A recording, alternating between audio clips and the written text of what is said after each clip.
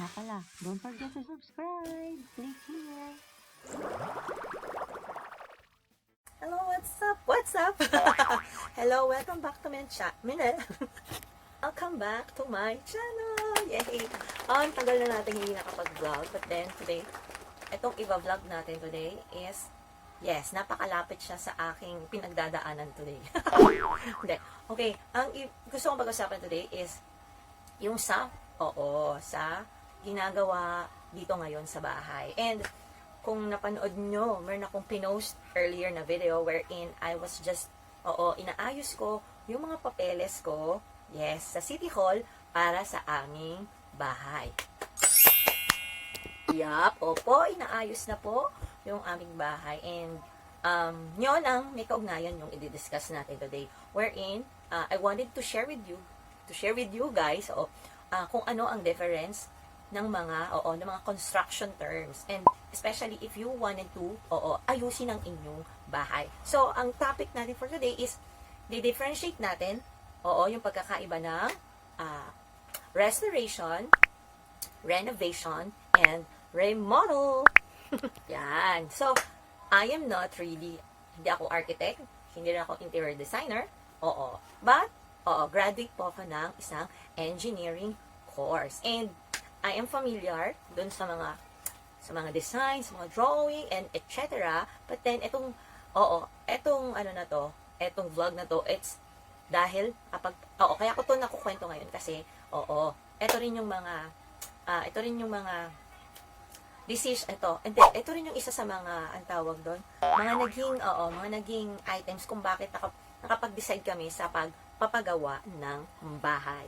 Saka na natin pag-uusapan yung mga naging decision namin within the family, but then it's my decision talaga. But then today, ang i-discuss nga natin ay yung tatlo, okay? Kailangan malaman mo, ang gulo ko, di ba? Kailangan mo malaman yung difference sa tatlo kasi doon yung magiging step 1 mo, lalo na may gastos. Okay? So, yung number 1 is yung restoration, is ibig sabihin nun, kaya nga, di ba, restore, gusto mo na yung original condition ng building nyo, ng bahay mo, ay mabalik mo sa dati niyang itsura. This usually happens kapag yung mga bahay ay merong kaugnayan sa ating national history, and yung mismong government natin, they are the one na nag-uutos minsan na dapat itong building na to ay ma-restore kasi nga malaki yung value niya sa ating sa history ng ating bansa natin. Ngayon, ano ang usual nakasama sa mga restoration? Halimbawa, yung mga walls na butas, kasi nga 'di ba, yun agad ang makikita ng tao kapag kasi historical nga siya, ang tawag doon, historical monument or historical building, but then yun nga ang itsura. Kaya kailangan mapaayos yung mga walls, yung mga lumang, yung hagdanan, yung mga fixtures, kisame, hindi siya papalitan. But then, kung anong itsura ng original na yon, papalitan lang siya ng replica. There wouldn't be any dramatic changes sa pagkakaroon ng restoration kasi nga ibinabalik mo lang yung dating itsura niya. At saka syempre, ano pa ba, papalitan doon yung mga lapag kasi nga 'di ba? Syempre, darating yung time na bibisitahin yun ng mga tao. It's either maging museum siya, kaya kailangan maging maayos yung itsura niya. Ngayon, kapag sa restoration, siguro yung budget mo, hindi siya masyadong malaki kaysa sa budget mo nung sa renovation and reconstruction. And kung yun, sa tingin mo talaga na okay na wala kang gustong papalitan sa itsura ng bahay mo, so okay lang naman na ang gawin mo lang ay restoration.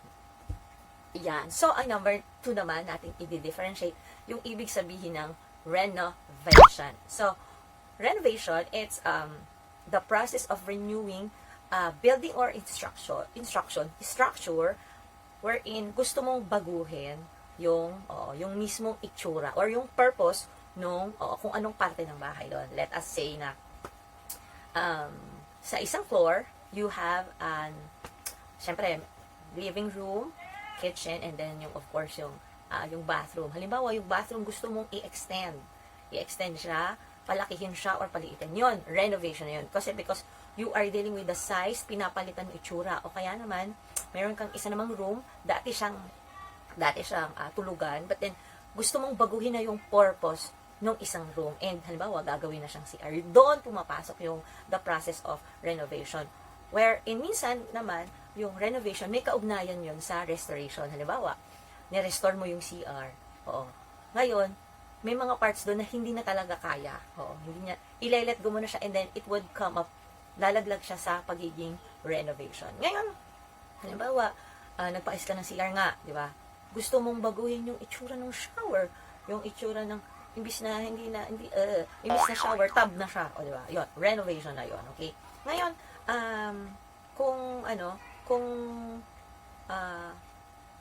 saka na natin pag-usapan yung cost, okay? So, yon. So, ang number 3 na i-discuss na natin is yung remodel, okay? Ibig sabihin yan, babaguhin mo talaga yung entire lahat-lahat, okay? So, kung kanina yung renovation lang, may parte lang, o kaya may specific na sa isang kwarto, but then, itong remodel or also reconstruction, ayan.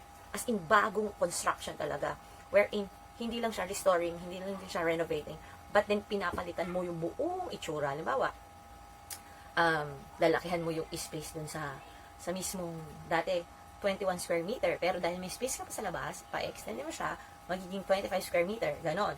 O kaya naman, meron kang tatanggaling wall, meron kang papalitang wall.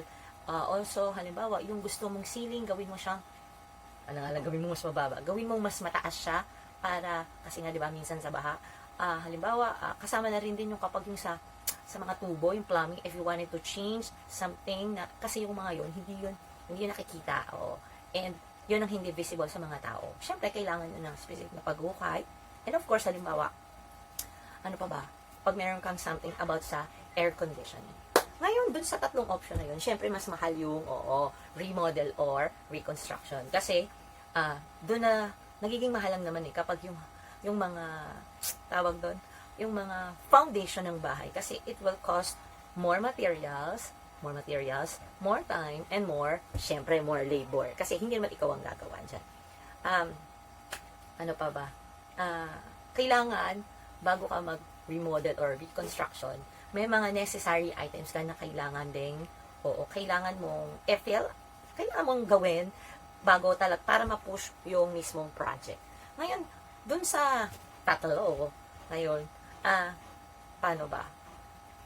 Kunwari, iparto na lang natin to. Well, ano naman depende pa rin kasi yun sa kung anong gusto mo talaga.